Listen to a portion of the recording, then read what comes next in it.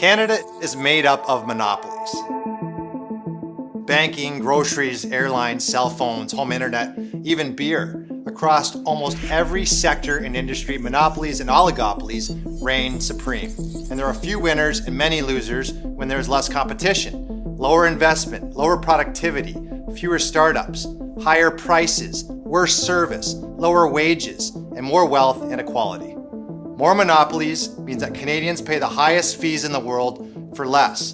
For Canadian cellular phone plans, out of 64 countries of 128 telecommunication carriers, Rogers, Telus, and Bell are number 1, number 2, and number 3 for priciest carriers in the world. 3 times as expensive as Australia, twice as expensive as the US and Europe. What's worse? Most Canadians have no idea. If you pick a brand like Fido, Koodo, or Virgin, they are all brands owned by the top 3.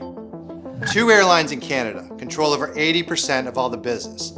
The largest, Air Canada, just got ranked dead last in on-time flights and ranking of North America Airlines.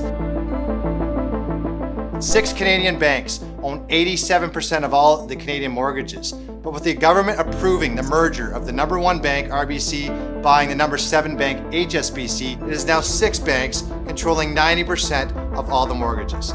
5 grocery stores, 3 Canadian, 2 American, control over 87% of grocery stores in Canada. And it's not just the grocery stores. Those same companies control the food wholesale market, dictating what products go on the supermarket shelf and what prices the stores have to charge. Home internet isn't any better than cell phones, with the only alternative, low-orbit satellite, fully controlled by another monopoly, the American-owned Starlink. In Canada, you can't get more Canadian than beer, but just 2 beer companies, neither of them Canadian-owned, control over 85% of all beer sales in Canada, with even some provinces actually giving monopolists total control on the distribution and sale of alcohol. It doesn't matter how you look at it, competition is dying in Canada. The Globe and Mail stated, "The state of competition in Canada is easily summarized in a few words: lackluster and getting worse." The Economist stated, "Canada has forgotten how to compete." And economists have stated that the result has been an economy that without competition is not even a capitalist economy anymore. And there is one simple fact. The federal government has done little to prevent this concentration and in fact has done much to encourage it. Canada has a monopoly problem. So how did we get to this point? Why are there more monopolies and why are they bad for the economy? And how does it actually affect you? We did not get to this point by accident, we actually got here by design. Canada has a long history with monopolies. In fact, we can trace it all the way back to 1670 and our original monopoly, the Hudson Bay Trading Company. Let's fast forward to the late 1800s. Critical markets across Canada and the United States were being dominated by trusts, single giant companies owning 90% or more of markets like oil, steel, railways, and the banking industry. In 1889, it was Canada that passed the world's first antitrust legislation to protect competition in markets by breaking up trusts and monopolies. The US followed suit with their act called the Sherman Act, which banned monopolies and broke up anti-competitive trusts. With privately owned trusts and monopolies mostly broken up in Canada, monopolies did begin to reappear in the form of government. Crown corporations, government-controlled Canadian National Railways, the Canadian Broadcasting Corporation, Air Canada, Petro-Canada, and Via Rail.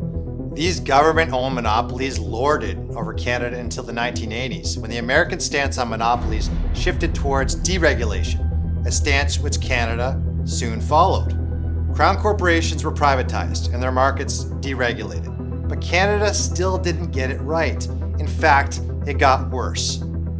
Our laws concerning monopolies and competition were rewritten into the Competition Act, which by design actually encouraged big players to dominate their markets and allow efficiency of the company to operate to trump competition concerns, prices, or the well-being of the consumer. The federal government made competition worse by over-regulating industries such as airlines, banking, and telecommunications to actively protect the monopolies by keeping new players out, which allowed the monopolies to buy up their smaller, upstart competitors. Since the 1980s, we have seen an unprecedented consolidation across almost every industry and marketplace. Today, it is so bad that if you look at the top 20 companies in Canada, the average founded year is 1914. In the US, that year is 1944. So why are monopolies so bad? When you say the word monopoly, most people's first thought is the classic board game we all grew up playing. We all learned young what happens when one player owns all one type of property, railroads or utilities. You get to charge everyone else more. A monopoly is, as Milton Friedman put it, any concentration of power by a firm that has sufficient control over a particular product or service to determine significantly the terms of which other individuals should have access to it. Monopolies are price makers who set the price of goods near the highest amounts consumers would pay for them and get away with it because there are no alternatives to go to. Its cousin, an oligopoly, a term coined not until 1930, which comes literally from the word oligarch, which means a few sellers, and refers to industries where there are several players. Just like oligarchs, monopolies benefit the few, not the many. In short, monopolies hurt Canadians. Unless you're a shareholder, of course, of one of these corporations, then you have had it made. Adam Smith's Wealth of Nations, way back in 1776, knew this concept by explaining a strong capitalist economy, which included the invisible hand of many buyers and sellers that dictates price. When the invisible hand is removed by monopolies and oligopolies, there is no price negotiation, only price setting, and that is not a free market. Adam Smith recognized the damage monopolies cause, writing that they result in goods being sold much above the natural price to raise their own profits and wages, well above their natural rate. The West's wealth creation over the last 200 years in a capitalist free market has been eroded as competition waned and monopolies grew. That's because of one simple fact. Capitalism without competition is not capitalism, where demand and supply freely sets prices. Our economic system today is more similar to the original robber barons than to Adam Smith's free market capitalism.